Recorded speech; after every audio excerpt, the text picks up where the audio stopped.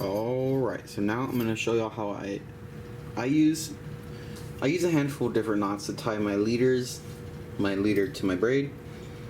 I'm gonna show y'all one that you can use and it goes through your guides really smooth, but it's also not the strongest knot.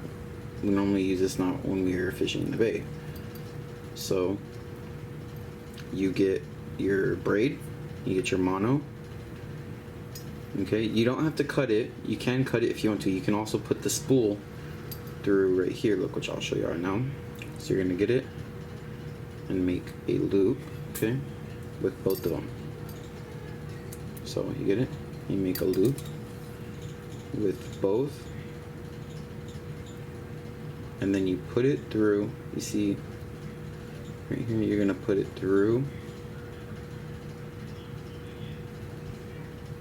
once,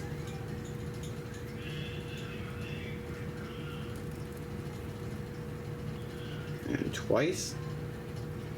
It's kind of hard. I should have got some thinner mono, but this will work.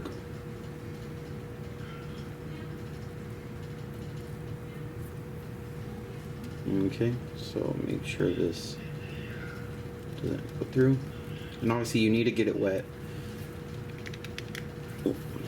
Lick it, whatever. Tighten that up real good. Pull on the tag ends of everything, and that knot should hold up. Like I said, it's not the strongest knot in the world, but it goes through your guides really, really smooth. Especially if you're only using like 20 and 20. Alright, so there's that. I honestly don't know what that knot is called, but it obviously doesn't look that pretty right now because I didn't tighten it all the way, but it works.